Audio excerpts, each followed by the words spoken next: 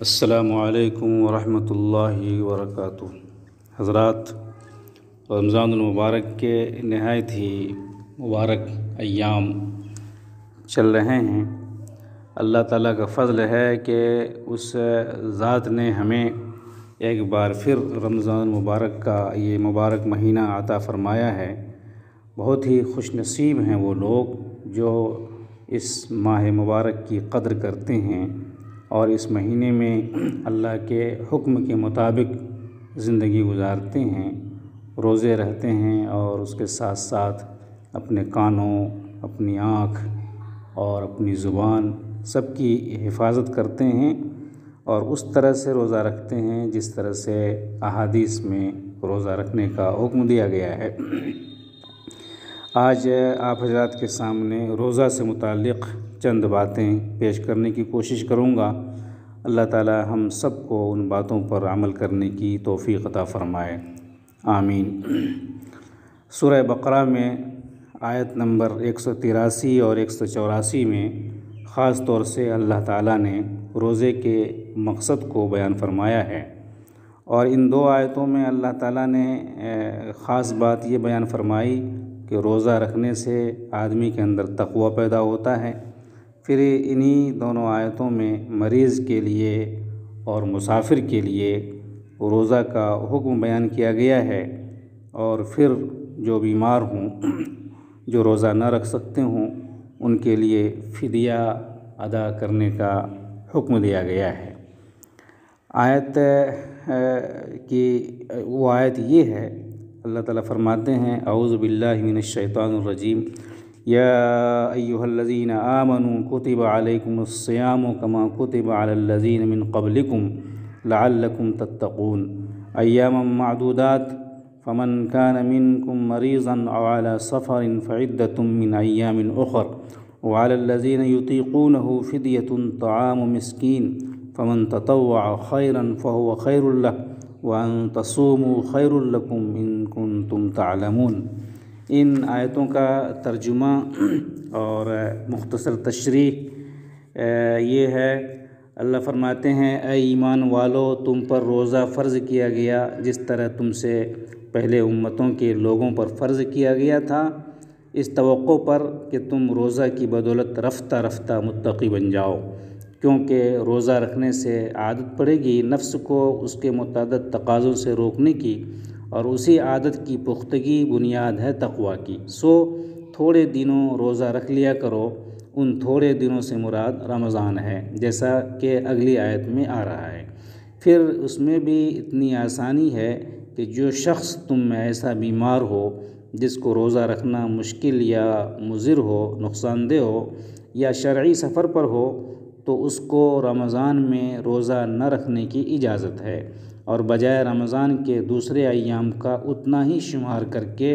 ان میں روزہ رکھنا اس پر واجب ہے۔ اور دوسری آسانی جو بعد میں منسوخ ہو گئی یہ ہے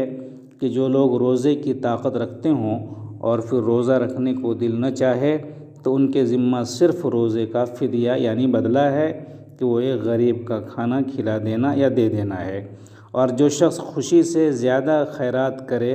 کہ زیادہ سے زیادہ فدیہ دے دے تو یہ اس شخص کے لیے اور بہتر ہے۔ اور گو ہم نے آسانی کے لیے ان حالتوں میں روزہ نہ رکھنے کی اجازت دے دی ہے، لیکن تمہارا روزہ رکھنا اس حالت میں بھی زیادہ بہتر ہے اگر تم کچھ روزے کی فضیلت کی خبر رکھتے ہو۔ یہ ترجمہ بیان القرآن میں کیا گیا ہے۔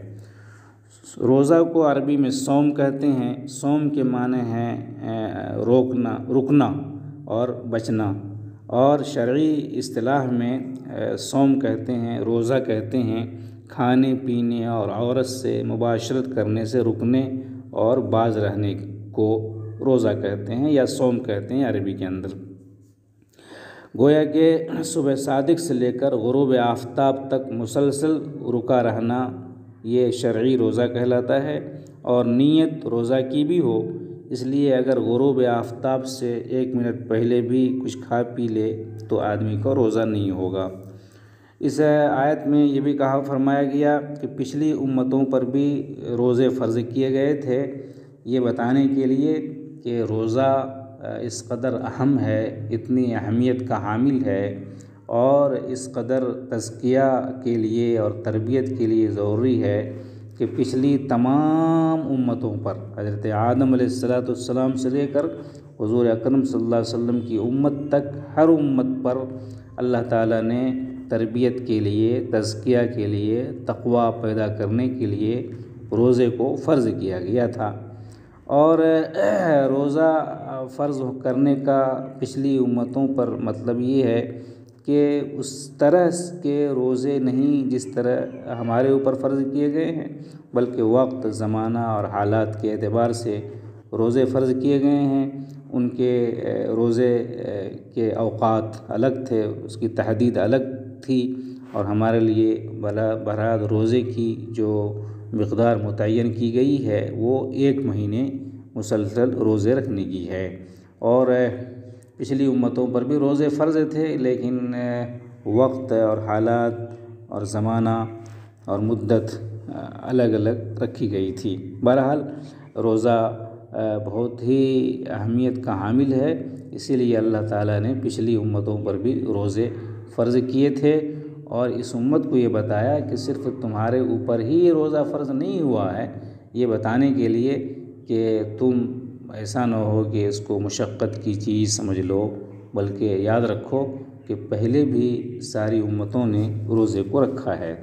روزہ کا مقصد خاص طور سے تقوی پیدا کرنا بتایا گیا، اور لعلکم تتقون کہہ کر کے اس طرح اشارہ فرمایا کہ تقوی کی قوت حاصل کرنے میں روزہ کو بڑا دخل ہے۔ آگے اللہ تعالیٰ نے مریض کے لیے یہ حکم دیا کہ وہ روزہ توڑ سکتا ہے۔ اس کا مریض سے مراد وہ مریض ہے جن کو روزہ رکھنے سے ناقابل برداشت تکلیف پہنچے یا مرض بڑھ جانے کا قوی اندیشہ ہو، تو ان کے لیے رخصت دیا گیا ہے۔ اسی طریقے سے مسافر کے لیے، اگر مسافر ایسا مسافر ہو جو شرعی مسافر ہو، اور شرعی مسافر سے مراد وہ مسافر ہے جو 48 میل کے سفر پر گیا ہوا ہو، اور اس سے کم اگر مدت ہے تو پھر وہ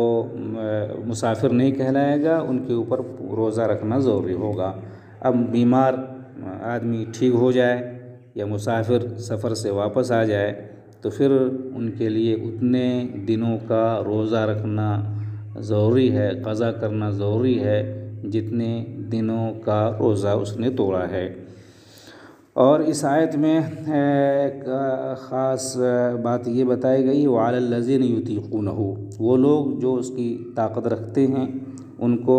یہ کہا گیا تھا آیت کے اندر کہ وہ فدیہ دے کر کے روزہ توڑ سکتے ہیں۔ اس کے بارے میں صحیح بخاری اور صحیح مسلم اور ابو داؤد، نسائی، ترمذی، طبرانی تمام کتابوں میں یہ حدیث موجود ہے، جس کو حضرت سلمہ بن اکوع رضی اللہ تعالیٰ عنہ نے نقل فرمایا ہے کہ جب یہ آیت اتری وَعَلَى الَّذِينَ يُطِيقُونَهُ، تو ہمیں اختیار دیا گیا تھا کہ جس کا جی چاہے روزہ رکھے، جس کا جی چاہے ہر روزے کا فدیہ دے دے۔ پھر جب دوسری آیت نازل ہوئی مَنْ شَهِدَ مِنْكُمُ الشَّهْرَ فَلْيَصُمْهُ، جو تم میں سے روزہ کا مہینہ پائے تو اس کو چاہیے کہ روزہ ہی رکھے، تو یہ اختیار ختم ہو کر طاقت والوں پر صرف روزہ ہی رکھنا لازم قرار دیا گیا۔ اب جو آدمی طاقت رکھتا ہے اس کے لیے روزہ رکھنا ضروری ہے، لیکن جو بیمار ہیں، کمزور ہیں اور روزہ رکھنے کی سکت بالکل نہیں ہے یا صحت مند ہونے کی بالکل امید ختم ہو گئی ہے، تو ایسے لوگوں کو شریعت نے ایک چھوٹ دی ہے، اور ان کو یہ کہا گیا ہے کہ ایک روزہ کا فدیہ، ایک روزہ کا بدلہ نصف صاع گندم یا اس کی قیمت، نصف صاع گیہوں یا اس کی قیمت۔ نصف صاع گیہوں کی مقدار آج کل کے وزن کے اعتبار سے، پیمانے کے اعتبار سے جو ہمارے یہاں معروف ہے وہ یہ 1 کلو 692 گرام، 1 کلو 692 گرام گندم ہر روزہ کے بدلے میں فدیہ ادا کرے، اور فدیہ ادا کرنے کے بعد امید ہے کہ اللہ تعالیٰ جو تلافی ہوئی ہے روزہ نہ رکھنے کی، اللہ تعالیٰ اس کے بدلے میں اسے معاف فرمائے گا اور اس کے فدیہ کو قبول فرمائے گا۔ اور اگر کوئی شخص فدیہ ادا کرنے کی بھی وسعت نہ رکھتا ہو، اتنا کمزور ہو اور غریب ہو، محتاج ہو، تو اس کے لیے بعض علماء نے یہ بیان فرمایا کہ وہ استغفار کرے، توبہ کرے، اللہ سے معافی مانگے اور دل میں یہ نیت رکھے کہ جب بھی ہم کو وسعت ہوگی انشاءاللہ ہم فدیہ ادا کریں گے۔ تو اللہ تعالیٰ کی ذات سے امید ہے کہ اللہ تعالیٰ استغفار کو بھی قبول فرمائے گا۔ اللہ کی ذات رحیم ہے، غفور ہے۔ اللہ تعالیٰ ہمیں ان باتوں پر عمل کرنے کی توفیق عطا فرمائے اور خوب قدر کرنے اور اہتمام کے ساتھ تلاوت، عبادت اور روزہ رکھنے کی اللہ تعالیٰ ہم سب کو توفیق عطا فرمائے۔ اللہ آخر دعوانا الحمد للہ رب العالمین۔